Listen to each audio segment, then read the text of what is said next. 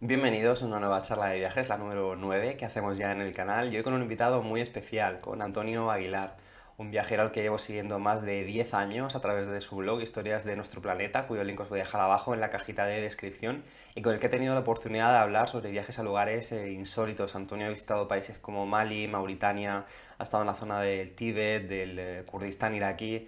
En fin, me atrevería a decir que Antonio es un viajero como los de antes, ¿no? Que le encanta visitar pues, lugares insólitos, muchos destinos a los que pues, la mayoría de gente pues, no se plantearía ir.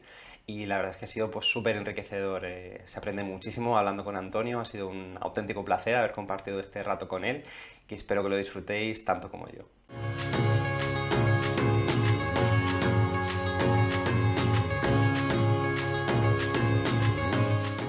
Bueno, Antonio, bienvenido al canal. Es un auténtico placer poder charlar un rato contigo. Antes de nada, pues darte la bienvenida y agradecerte mucho que estés aquí.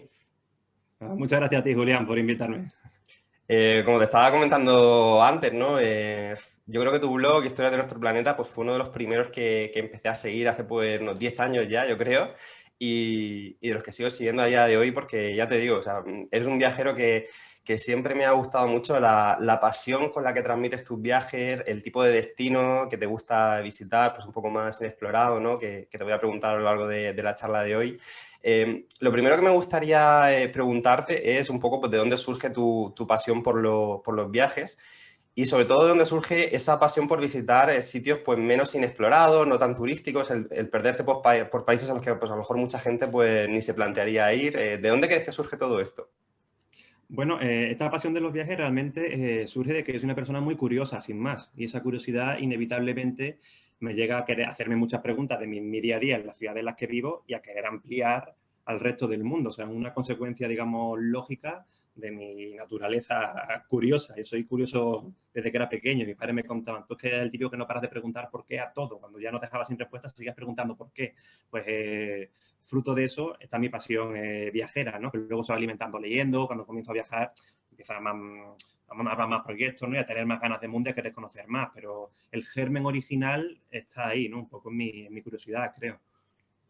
¿Y hay algún viaje que recuerdes como tu primer gran viaje? Igual, no tanto en cuanto a un destino súper lejano, súper exótico, pero algún viaje que, no sé, pues que en tu adolescencia a lo mejor te marcó, o un primer viaje que dijiste, bueno, a partir de este viaje pues me he dado cuenta de que esto es lo que quiero seguir haciendo, ¿no?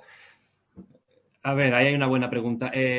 Bueno, yo tengo la suerte de que desde muy pequeño me he movido bastante. Entonces, antes de cumplir 16 años había ido varias veces al Reino Unido, había viajado solo por allí, con primos, con amigos. Luego, con 16 años estuve trabajando en el Reino Unido cuando tenía edad legal para firmar un contrato. Desde allí pues conocí también varios países del centro de Europa. O sea, poco a poco, digamos que voy empezando desde lo más sencillo, se va haciendo más grande. Yo no recuerdo un punto detonante, la típica frase, ¿no?, grandilocuente de este fue el viaje en el que mi vida cambió. No tengo ese punto realmente, sí que fue un viaje, fue consecución de otra. Gracias a esos veranos que había pasado fuera, aprendiendo a viajar barato, cogiendo comida donde podía, durmiendo prácticamente muchas veces en la calle, en estaciones, en cosas así. Yo iba viendo que viajar de esa manera era muy sencillo, a mí no me resultaba complicado y que plantarme 4 países más allá me era fácil cuando yo ni siquiera tenía con la mayoría de edad, ¿no? Luego hice un viaje por los Balcanes, que quizás sí que puede considerarse eso que llamamos un viaje iniciático, eso de que fui solo a ver qué pasa y ya había empezado a leer mucho sobre viajes antes y yo tenía la cosa de intentar meterme a intentar entender qué es lo que había pasado con esa última guerra, cómo era la historia de esa zona que era convulsa y era reciente.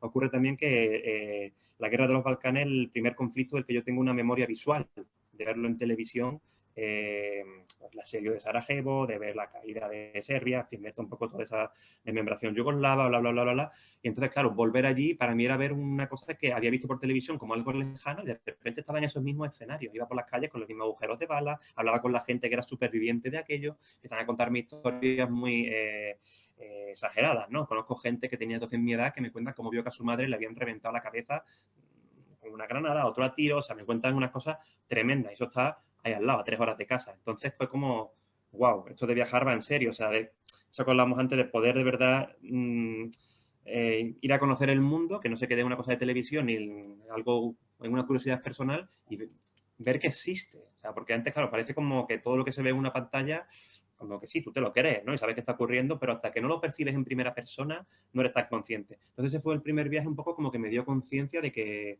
eso era real y me lo pasé muy bien. Tuve mis aventurillas también, pasé una noche en un calabozo que me encarcelaron en Serbia, o sea, empezaron a pasarme cosas que yo decía, joder, pero esto es... Y como que me enganchó, ¿no? Y luego el siguiente viaje quizás que fuera grande fue al año siguiente de aquel, que fui a la India.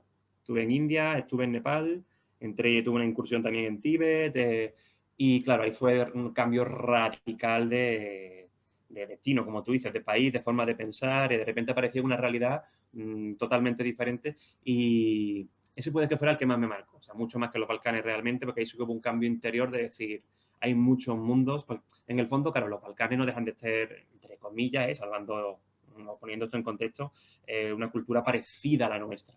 Hablo, por supuesto, entrecomillando, que sé que hay mil diferencias, pero la India no. O sea, yo aparezco en la India está realmente en otra dimensión. Y entonces, claro, vivir la India como yo la empecé a conocer, estando con la gente en sus casas, durmiendo en los templos con los monjes y todo eso, de repente se me abrió un mundo, es decir, hay una realidad en el mundo que para mí me es ajena y que se puede conocer. O sea, yo además era muy niño, tenía 20 años, entonces como de repente, claro, descubrí que sí que quería hacer es seguir viajando y seguir conociendo más, ¿no? Pero claro, quizá el motivo fuera que fui a un país que tan diferente. Y luego ahí pues siguieron mucho más. Bueno, ya intercalaba Asia con África, bueno, ya fui moviendo un poco más, pero quizás se fueron los dos primeros que más me abrieron. Pues fíjate de casualidad porque a mí me pasó algo muy parecido. Yo siempre considero que el primer así gran viaje que me cambió un poco la mentalidad fue también a los Balcanes. A mí era una zona de Europa que siempre me había interesado muchísimo por lo que comentas de la guerra, ¿no? Yo también tengo esos primeros recuerdos de los bombardeos de la OTAN, de todo aquello, de sentir que pues relativamente cerca de España estaba pasando algo pues tan grave, ¿no? Y era una zona que siempre me había llamado la atención y recuerdo que por casualidad vinieron, bueno, unos estudiantes eslovenos al instituto donde estaba y me hice amigo de ellos y tal, me dijeron, oye, pues ¿por qué este verano no te vienes para Eslovenia? Y al siguiente verano pues me fui para allá y luego seguí por Croacia, por Serbia, hice todo ese viaje pero por el interior, que sabes que normalmente pues la gente que va a Croacia pues suele ir por la costa, Claro, Dubrovnik, la todo Costa esto. Dálmata, claro. Y a mí lo que me llamaba la atención de los Balcanes era el interior, de llegar a pues de Zagreb, ir a Sarajevo, luego Belgrado y sí, sí, a mí me pasó algo muy, muy parecido. Y mucha gente que me pregunta, oye, quiero hacer un primer viaje por Europa, pero quiero salirme un poco de los sitios más turísticos, más conocidos. ¿Qué zona me recomiendas, no? Para, entre comillas, pues perderme un poco y no ir a los típicos sitios a donde va todo el mundo. Y le digo, pues mira, vete a los Balcanes, porque en una extensión de terreno no demasiado amplia te vas a encontrar una diversidad en cuanto a Donde paisajes, ciudades, historia, que realmente pues, es muy interesante y me llama la atención, ¿no? Que a ti te pasara algo similar. coincido 100% y sobre todo de gente que ocurre, no sé, el norte de Rumanía, por ejemplo, que es una zona muy rural, hay pueblecitos que retrocedes en el tiempo 80 años, te vas a las películas hasta de Kusturica, ¿no? Y recuerdo escenas de un invierno llegando a un pueblo, estaban bajando, era un ataúd de madera con la persona muerta, muy colocada encima, ¿no? Llena de flores, dos detrás con una trompeta y otro con un, no sé, un trombo, creo que era, un tambor, no recuerdo muy bien, y bajando entre la nieve, era una escena de verdad, de cuento, digo, esto en España ocurría hace 100 años, evidentemente, ¿no? O sea, 100 lo que fuera, pero ha dejado de existir ya y aquí se sigue, no sé, es como las iglesias de madera que estaban justo al lado, los pueblos con los animales todavía en las calles, o sea, es un retroceso en el tiempo, ¿no? Que a mí me parece muy interesante, sí, sí. Saltando ahora al continente africano, ¿no? Que también me llama la atención, que es un continente que has visitado, pero has visitado, pues como te digo, países pues que a poca gente se le ocurriría ir o que no son destinos aparentemente muy turísticos, ¿no? El caso de Mauritania, por ejemplo, el caso de Mali, países donde has estado. Me gustaría saber un poco, pues, cuáles son tus sensaciones, un poco cuál ha sido tu experiencia visitando estos países, qué es lo que te has encontrado, qué es lo que ha supuesto para ti, cuáles crees que son los grandes atractivos, ¿no? de visitar estos países.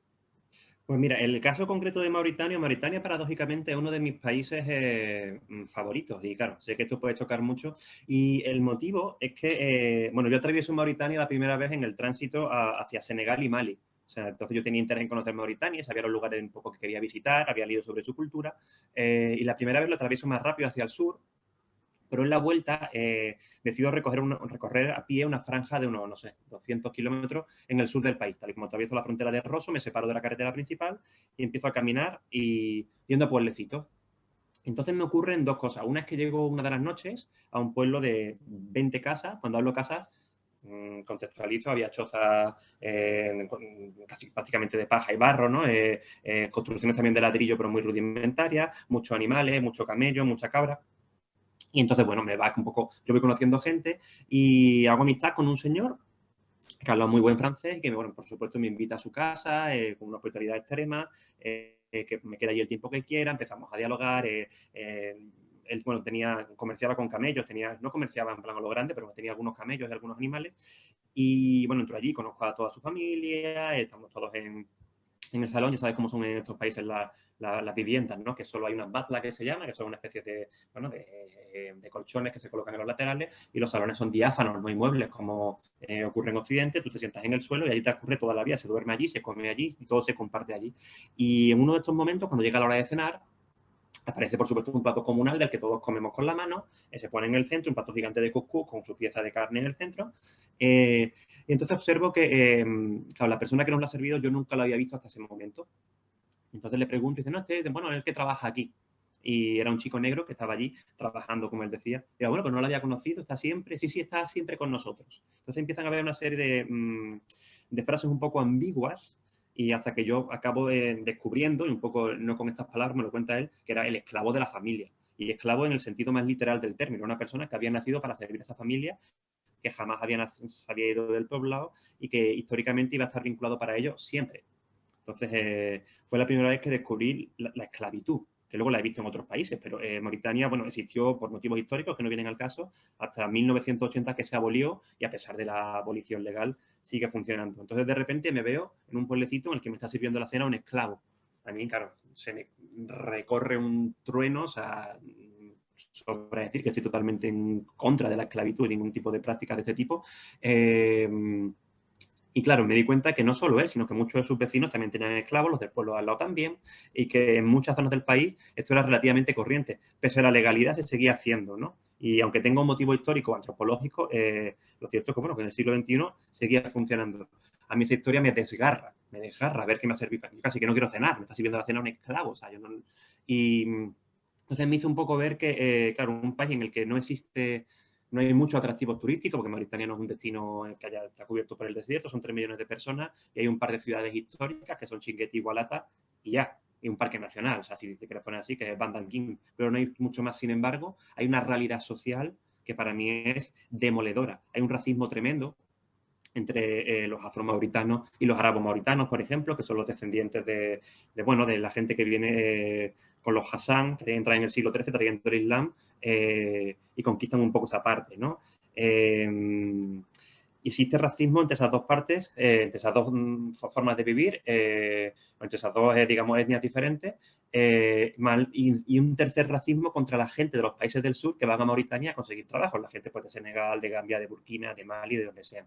Entonces, de repente, estoy en una sociedad en la que lo típico, tú vas por la calle y entras a un mercado y aparecen por las frases pomposas, wow, qué caos, ¿no? Qué olores, que no sé qué, pero si intentas ver un poco más allá te das cuenta de que hay gente que no se habla, que uno ningunea al otro, que hay muchos roles de poder de unos con respecto a otros, y esto a mí me fascina porque empiezo a darme cuenta de que, claro, hay que tener mucho ojo para entender lo que uno está viendo. Entonces fue como Mauritania siempre ha sido como un abreojos muy grande para mí, porque me representó eso, que más allá de la estampa, existe una realidad de que tú como extranjero, como visitante, no percibes, a no ser que te hayas formado mucho, hables con mucha gente y pases mucho tiempo allí. Entonces fue un detonante para lo que a mí realmente me gusta de viajar, que es intentar profundizar y darme cuenta de esas realidades y entenderlas. Ocurrió en ese mismo país, un par de pueblos más adelante, descubrí otra tradición que se llama el Lavlu en Hassanía, que es la lengua local, que es el engorde de las mujeres con leche de camella, a que le echan cereal, y se toma unos 5 litros diarios, o sea, es un barreño bastante grande, y el engorde porque, bueno, históricamente el hombre prefería a la mujer muy gorda porque eso simbolizaba riqueza. Y entonces las mujeres, claro, desde que tienen 11 años empiezan a rellenarlas para que algún hombre las pueda comprar y se pueda casar con ellas en algún momento. O sea, y eso me ha pasado de estar en casa y ver, yo estoy ahí tomando un té tan a gusto con la familia y a ver 3 niñas al fondo y estar bebiendo esto, ¿no? Entonces, ya te digo, fue una puerta de entrada a este país a descubrir realidades que si yo no me hubiese metido en esa zona y no hubiese un poco escarbado, me hubiesen pasado totalmente desapercibidas. Sabía que existían, había leído el libro anteriormente, pero yo creo que hasta que uno no ve algo en persona, no es realmente tan consciente de la magnitud que algo puede tener, ¿no? Puede pasarte con una guerra, con una tradición tan brutal como esta. Entonces, ahí está un poco el origen de ese cariño que tengo a estos países, cariño entre comillas, ¿no? Porque a pesar de las barbaridades que he visto, me ayudan un poco a abrir esos ojos, ¿no? Y a Mauritania he vuelto muchas veces más y me sigue pareciendo un país fascinante justo por eso. Y bueno, tengo el cariño también del que me haya ayudado un poco a intentar ampliar mira, como digo. Es que me parece muy, muy interesante lo que estás comentando porque es cierto que a mí me sucede, yo tengo una contradicción con África y con países, pues a lo mejor determinados países asiáticos, etcétera, que a priori me atraen muchísimo. Me parecen muy interesantes desde el punto de vista cultural, o sea, ahí aprendes una barbaridad, nada más que pones un pie en el aeropuerto, te empapas de experiencias nuevas, de sensaciones que a lo mejor nunca hubieras imaginado que vas a vivir.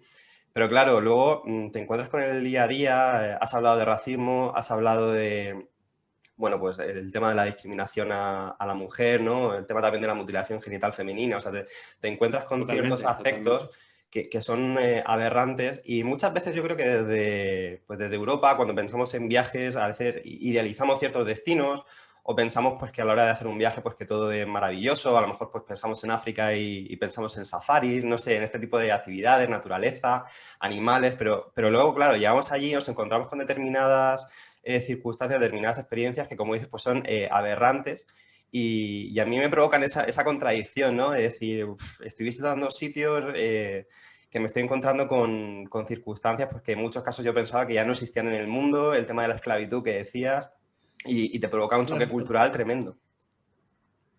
totalmente, claro, pero yo creo que vivimos en un mundo hoy en día en el que todo se idealiza, muchas veces además con un motivo económico, cosa que a mí me repugna, ¿no? Entonces tendemos a ver, a idealizar la pobreza, cosa que veo a veces, a idealizar el trabajo infantil, ves un niño trabajando y veo gente que habla de la mirada pura del niño, y es un niño que lleva desde los 5 años trabajando cargando peso, o sea, sin ningún tipo de educación. Por poner un ejemplo, ¿no? Como tú dices, la ablación genital femenina, que existe en una infinitud de países. O sea, no es una cosa puntual de algún sitio, existe en muchos países. Y aunque haya voces desde dentro de los países queriendo cambiarla y luchando contra abolirla, al final la tradición pesa muchísimo más y se acaba perpetuando. Hace poco leía, por ejemplo, de cómo comunidades somalíes, donde esta práctica es aplicable a prácticamente el 90% de la, 90 y tanto por ciento de la población, que viven en Londres, siguen practicando ablación a las niñas. Y entonces había médicos somalíes que viven allí y que eran pro ablación, entonces las familias iban a esos médicos. Y esto ocurre en el centro de Londres. O sea, al final es un tema cultural que hay que entender y que es lo que a mí me fascina entender, ¿no? Cómo el ser humano como especie llegamos a... ¿Y por qué llegamos a esto? Hay un motivo antropológico detrás, hay un motivo histórico, es cultural, es religioso, no sé, es social, ¿qué es? ¿Y por qué hemos llegado? E intentar, por un lado, dar voz y por otro es, digamos, ser coherente con lo que uno ve. O sea, yo de Mauritania cuento lo bueno y lo que acabo de contar, que me parece una aberración como la copa de un pino, sin duda, pero es real. En India ocurre lo mismo. En India va la gente y es el país del misticismo y es el país de muchas cosas, pero hay realidades tremebundas, tremebundas. Y una ocurre con las mujeres, ¿no? Que existe también esta parte esta de engorde, porque así son de mejor, se ven mejor para el gusto masculino. O sea, es una aberración como la copa de un pino, evidentemente, pero ocurre a cientos de miles de personas. O sea, no es una cosa puntual, ¿sabes? Y entonces, claro, hay que intentar no caer en estos tópicos, ¿no? De lo como tú dices, de la idealización o romantización de los países y ser consecuente con que el ser humano en todos los lugares del mundo tiene luces y sombras. Sí, totalmente. Y es que justo me comentas un caso que yo personalmente pues, muchas veces me he planteado, ¿no? Como el caso de la India, aunque bueno, pues, ocurre en muchísimos países.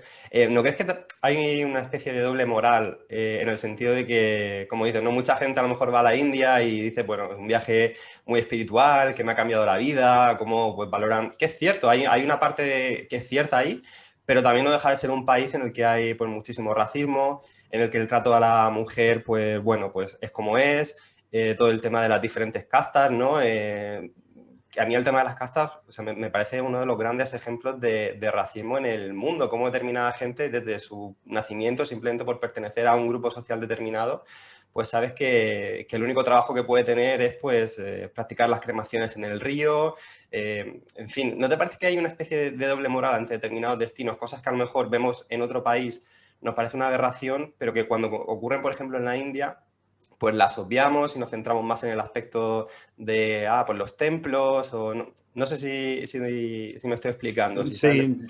Sí, totalmente de acuerdo. Que también creo que ocurre muchas veces que hay un desconocimiento muy grande de lo que estamos viendo. Yo en el caso concreto de la India, que es un país que conozco muy bien, he pasado mucho tiempo de mi vida allí, incluso llevo grupos y le enseño la India a personas. O sea que, y claro, la persona media que va a India sin haberse informado mucho antes, y para eso hay que leer bastante, no percibe esas realidades en la calle. Cuando tú te montas en el metro en Delhi, por poner un ejemplo súper tópico, en un autobús de línea normal, y tú no sabes de qué casta es quién. Entonces, tú no ves esas o sea, esos roles que aparecen entre un grupo, entre unas castas o las subcastas. Eso no se ve a ojo, por ejemplo. Eso se empieza a ver cuando empiezas a hablar con gente y te das cuenta que hay uno que nunca le ha dado la mano al otro, que si le ha dado la mano va a hacer una puya, o sea, una ceremonia de desinfección para que el karma de la otra persona no se transfiera a ti, pero eso queda relegado luego al ámbito privado, tampoco te lo cuentan. Entonces, aunque todo esto exista, si tú no profundizas mucho allí, esto en la calle no se ve. O sea, entonces, claro, es verdad que tampoco hay que culpar con una vara a la visitante medio que va a cualquier país por no enterarse.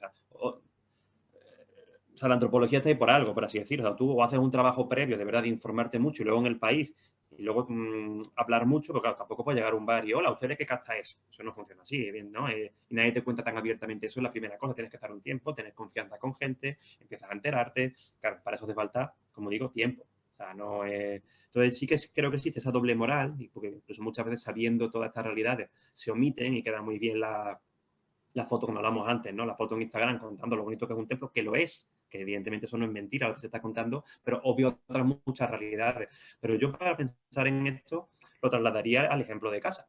Yo pienso en mi propio país. O sea, pienso en España y pienso cuántas realidades negras ocurren cada día que sabemos que están ahí. Sin embargo, yo no voy hablando, ¿qué tal tu país? Y cuento, pues hay una discriminación a cierta gente o sigue quedando unos resquemones de la guerra civil. O sea, eso está ahí, existe y es innegable, ¿no? Pero, claro, tú no vas tampoco contando eso, ¿no? Entonces hay que también ponerse en la piel de la persona de otro Claro, país. Tú cualquiera vas al país que sea, nadie te va a contar de primeras esto. Entonces, claro. claro, por eso claro, es que profundizar requiere tiempo. O sea, no podemos pretender llegar 10 días a un país y volver con un doctorado en el país. Eso es una ficción. Claro, no, totalmente. Luego también me gustaría preguntarte por otro destino que a mí me atrae mucho, que tú has visitado, como es Irak, la zona del Kurdistán, el Kurdistán iraquí. Lo primero que quiero preguntarte desde un punto de vista práctico es cómo planificaste este viaje, si tuviste que obtener algún tipo de visado en cuanto a las gestiones para llegar allí, los vuelos, cómo lo hiciste. Y luego ya, pues, si nos puedes contar cómo fue tu experiencia allí, si tuviste sensación de ser de que es un sitio peligroso, de inseguridad, todo lo contrario. ¿Cómo fue aquel viaje que hiciste por toda la zona de Kurdistán?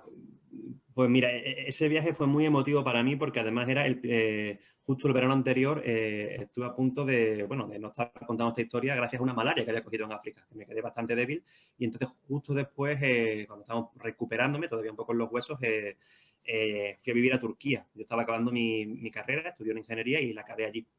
Entonces, claro, yo no tuve que coger vuelos para ir al Kurdistán porque fui por tierra de la ciudad turca desde la que vivía. Entonces yo fui a conocer el Kurdistán turco en origen.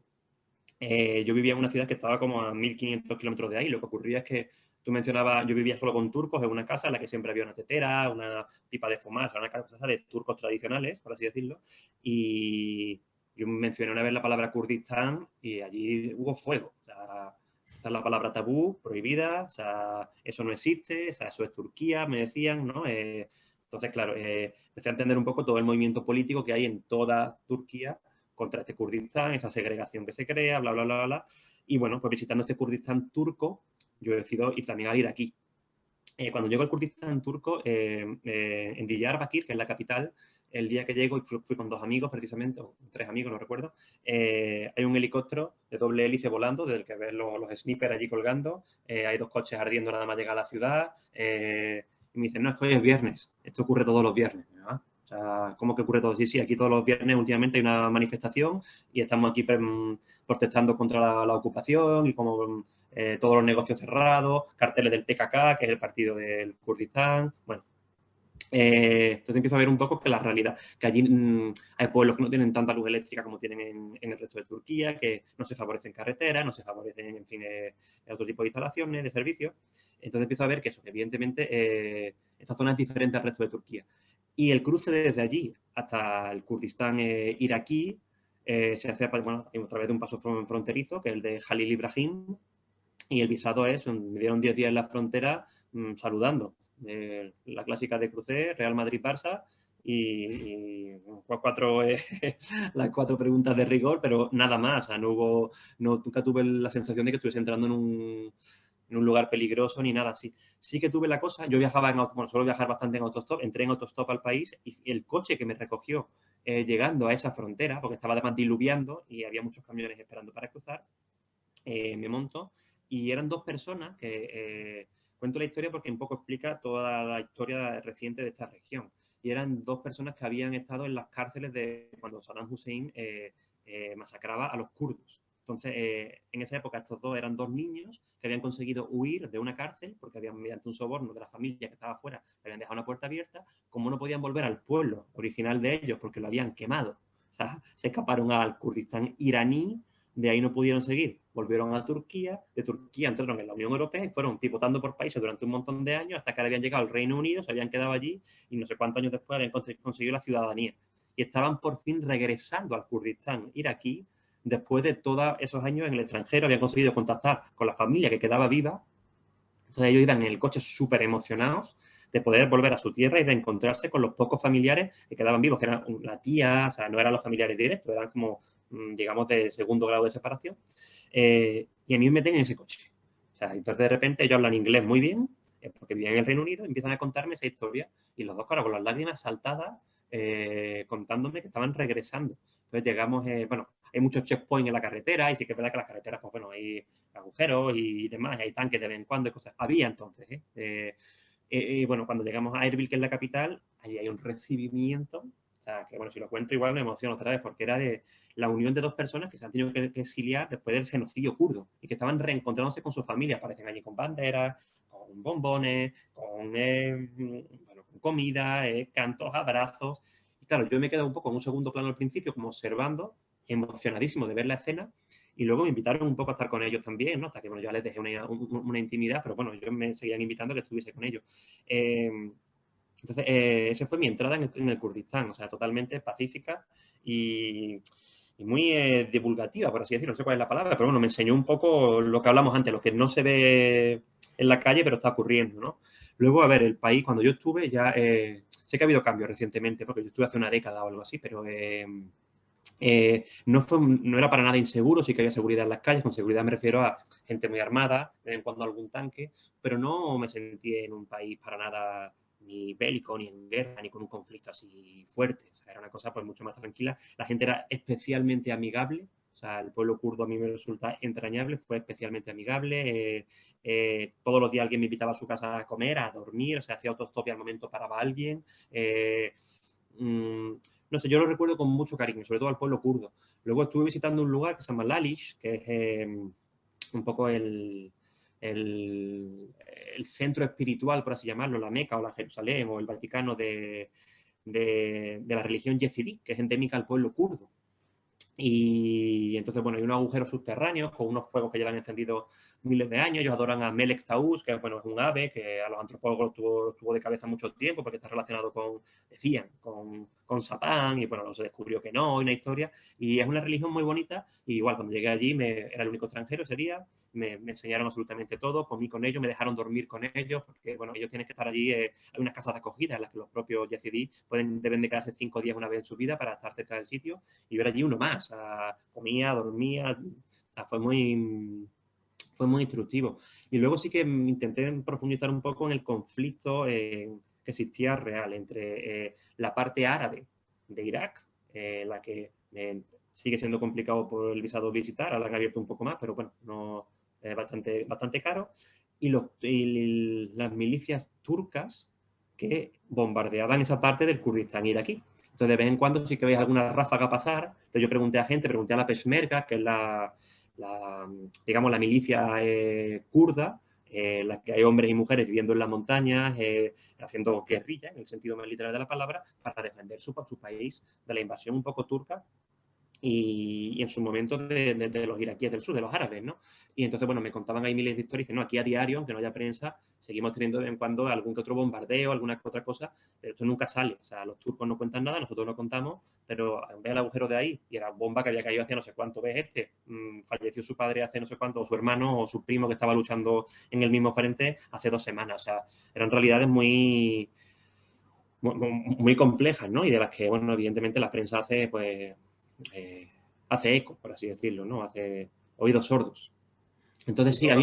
mí, pero volviendo a la pregunta y ya con esto acabo, es una región muy segura para visitar, ¿eh? Y sé que ahora incluso hay gente que organiza viajes y cosas así y se puede visitar, no, no está yendo uno a un país bélico ni mucho menos. Y además está yendo sé que esto es muy tópico, pero a un país de sonrisas, a una zona de sonrisas en la que el pueblo kurdo acoge muy bien al visitante. Y además están contentos de que vengan visitantes porque de alguna manera están entendiendo con eso que empieza a volver una prosperidad a la región y que se pierden los miedos internacionales a visitar la región, ¿no? Sí, no, es cierto. Y son conflictos que uno no sabe muy bien por qué, pero de los que no se habla nunca. Parece que están ahí enquistados y bueno, y parece que la gente, pues en general, los medios de comunicación, etcétera, pues miran a otro lado y siguen pasando cosas, ¿no? Y por desgracia, pues parece que van a seguir pasando cosas en los próximos años. Y también es curioso lo que comentas, ¿no? La reflexión de que al final, pues el Kurdistán, Irak, un país que aparentemente pues, nos puede dar la sensación de que es un destino inseguro, y luego realmente pues no lo es. Yo creo que muchas veces hay que diferenciar entre lo que es temas políticos, temas de inestabilidad política, con lo que es la seguridad a pie de calle, que muchas veces no tiene absolutamente nada que ver.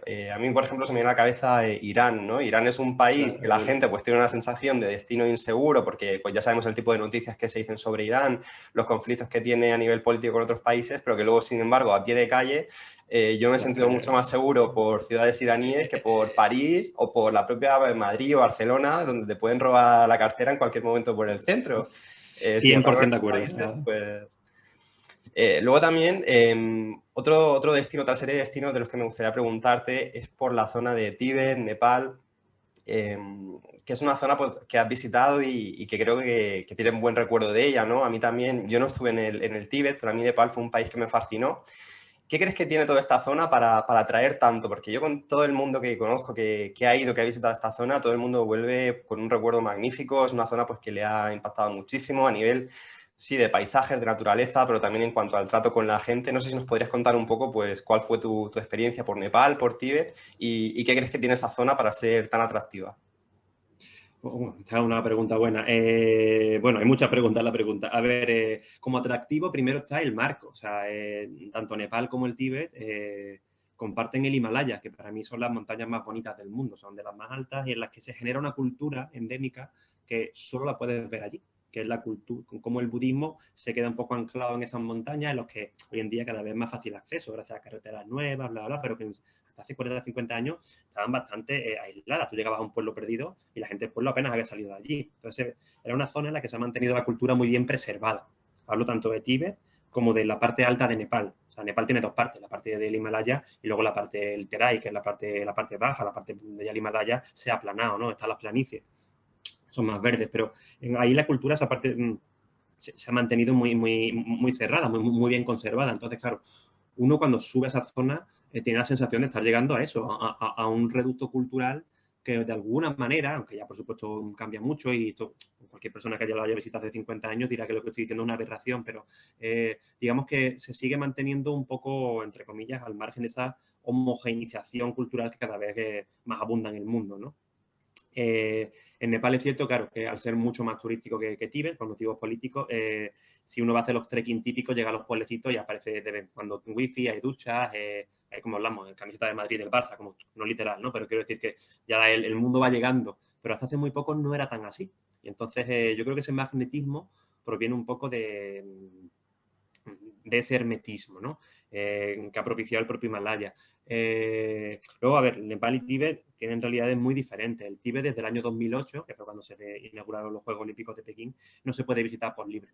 Y el motivo es que, bueno, gracias a la ocupación china que hace ya 50 años a Tíbet, antes estaba muy controlado, pero con motivo de esos Juegos Olímpicos bueno, en el Yokan, que es el templo principal de Lhasa, se inmolaron unos monjes allí a los bonzos, se quemaron protestando por la ocupación china. Había turistas visitando Tíbet, grabaron eso en vídeo, se difundió y el gobierno de Pekín dijo, aquí no se vuelve a entrar si no es controlado. Y hay checkpoint en todas las carreteras de entrada, cada 30 kilómetros hay un control, no entras sin un visado especial, o sea, aparte del visado chino requieres un visado especial para Tíbet, que no siempre es sencillo de conseguir, tienes que ir con una agencia siempre, la gente que conozco que se ha intentado colar o que se ha colado, los acaban pillando y te devuelven, o sea, no es sencillo colarse.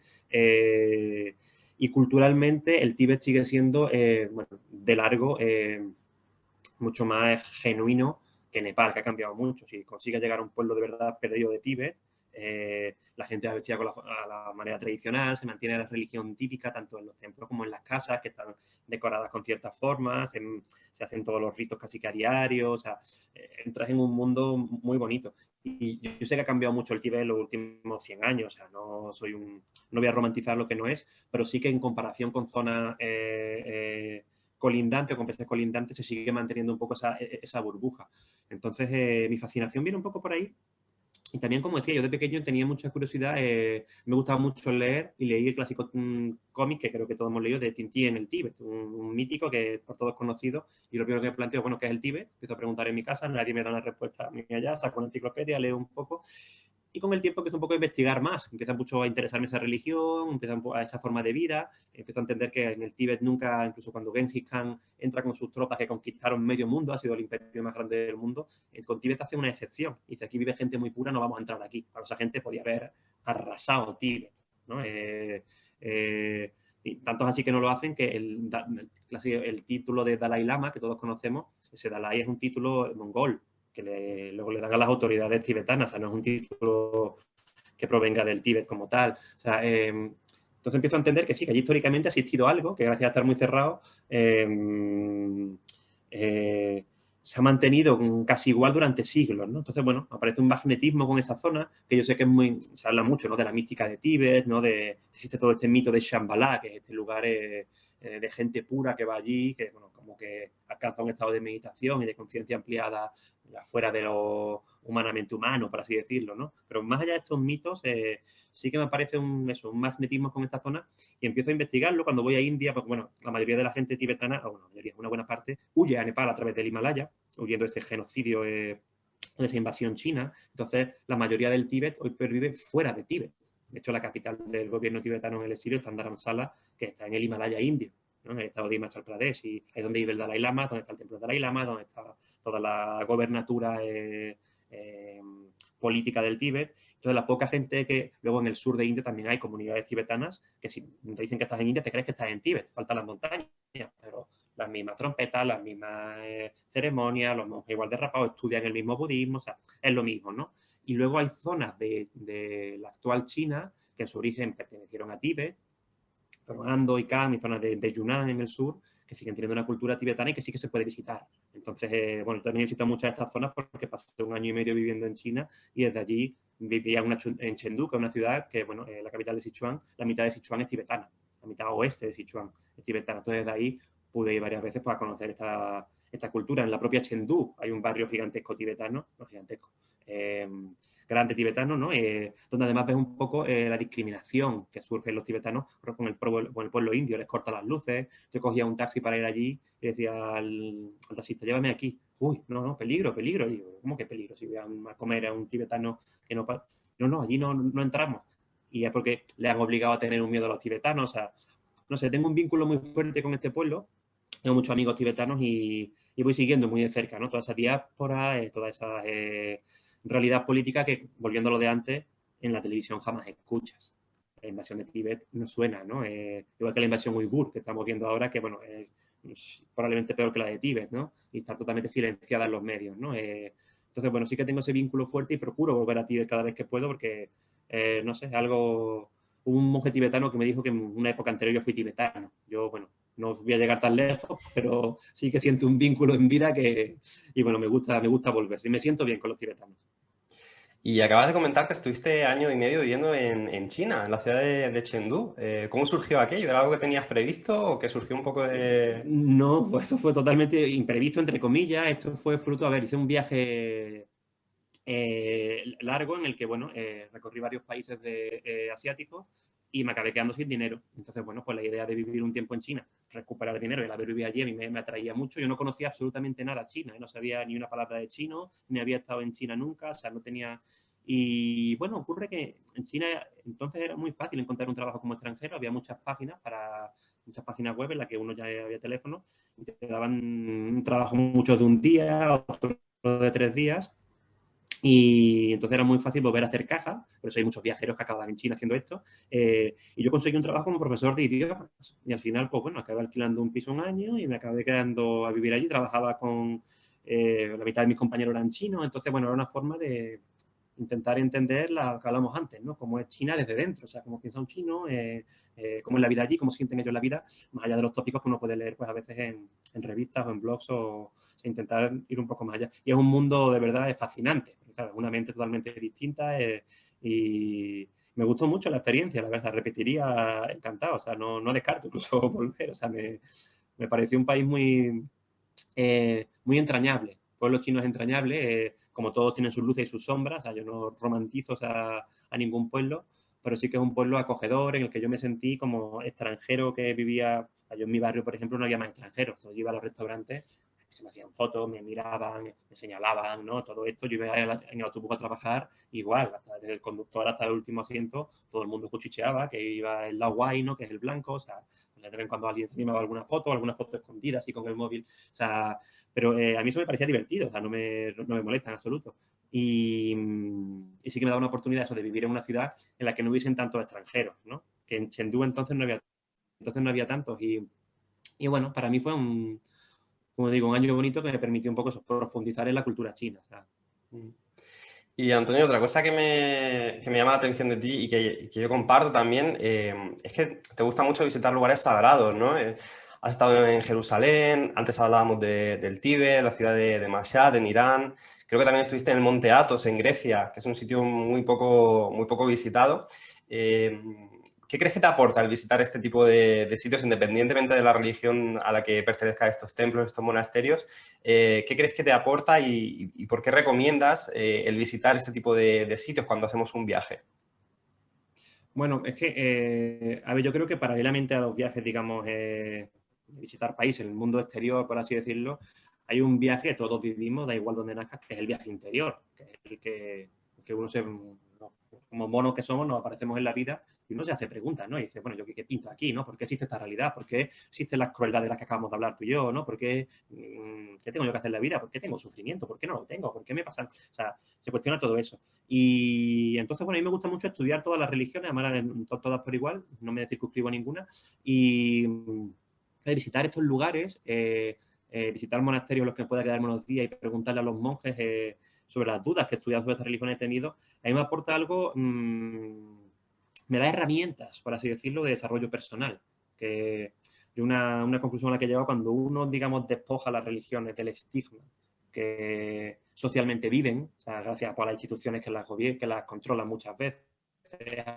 el uso político que se hace de ellas, porque evidentemente se hace, bla, bla, cuando uno se queda con o sea, lo que acabas descubriendo es un manual de psicología, que está desprovisto de credos, que está desprovisto de creencias, que está desprovisto de este tipo de dogmas con los que muchas veces asociamos a la religión. Entonces, el cristianismo esotérico, por poner un ejemplo que nos puede tocar más de casa, es un manual de psicología puro y duro. O sea, el hinduismo, tal y como está en los Vedas, los Upanishads, es un análisis de la conciencia humana y del sistema cognitivo. O sea, nada que ver con hacer ceremonias o con adorar a, ¿no? O sea, entonces cuando uno despoja un poco todo eso, lo que descubre son herramientas prácticas que uno puede aplicar en su vida. Entonces, claro, yo cuando estudio esto, a mí me fascina. O sea, por ejemplo, a mí me encanta el sufismo, ¿no? Que es un poco la rama mística del Islam.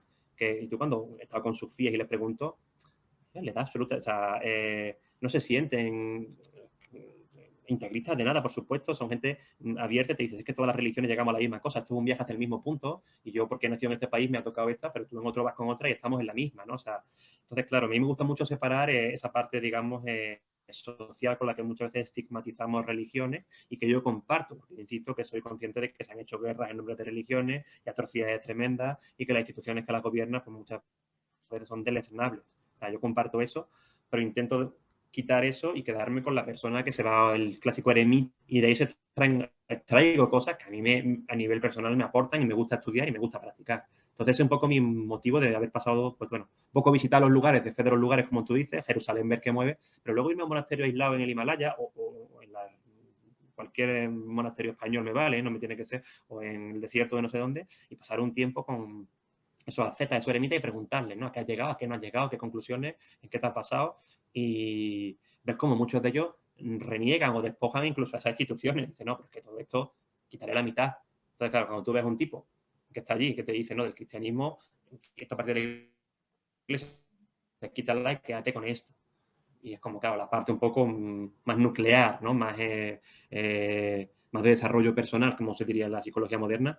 A mí eso es lo que me gusta. Y es donde creo que está el mensaje primigenio de toda esta, yo le llamo filosofía, ¿no? Ni siquiera religiones, y que donde creo que uno puede aprender algo. Y claro, veo que además tienen muchos puntos en común, que al final, como digo, lo que tratan es de cómo es el viaje del ser humano, y a dónde hay que llegar, y qué herramientas se pueden seguir para llegar allí, ¿no? Entonces me parece muy interesante eso, claro. Sí, no, totalmente de acuerdo con lo que comentas. Luego hay una pregunta que me gusta hacérsela un poco pues, a toda la gente que invito al canal. Sé que es un poco la pregunta del millón, ¿no? Muy difícil de responder. Pero de todos los sitios donde has estado, si tuvieras que quedarte O sea, fácil. con 5 países, o pueden ser, bueno, ya sabemos, ¿no? Que muchas veces, ¿qué es un país? Porque dentro de un país hay muchísimas realidades diferentes. Hay territorios como Kurdistán, ¿no? Claro. Que pueden no ser considerados un país oficialmente, pero tienen una realidad completamente diferente a la del resto de Irak, pero ¿qué 5 destinos son los que más te han impactado o aquellos que recomendarías visitar a todo el mundo? Okay, muy buena pregunta esa. La primera pregunta o la segunda, a ver, yo a todo el mundo recomendaría de verdad que se fueran 2 meses o 3 con una mochila a la India sin nada programado. Uno aterrice en Delhi o en Bombay o en Calcuta o en Medieval o en Bangalore y sin nada programado. Que se dejen llevar y que se dejen un poco embriagar, ¿no? Por lo que está ocurriendo allí.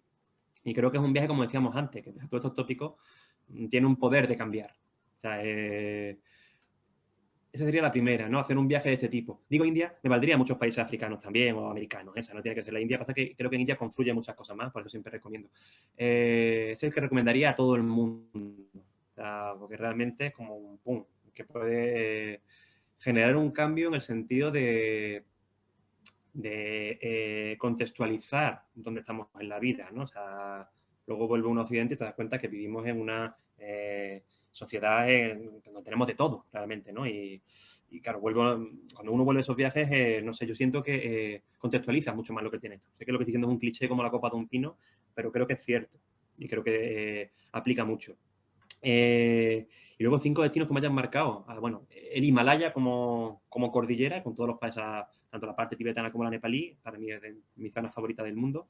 La India, que no paro de mencionarla, para mí me fascina la India. Y la India, claro, es mucho más que las montañas del norte o los desiertos del sur. O sea, hablo de los pueblecitos perdidos con zonas rurales que... gente que muchas veces ni siquiera ha salido de allí, ¿no? Se mantiene la cultura muy propia, ¿no?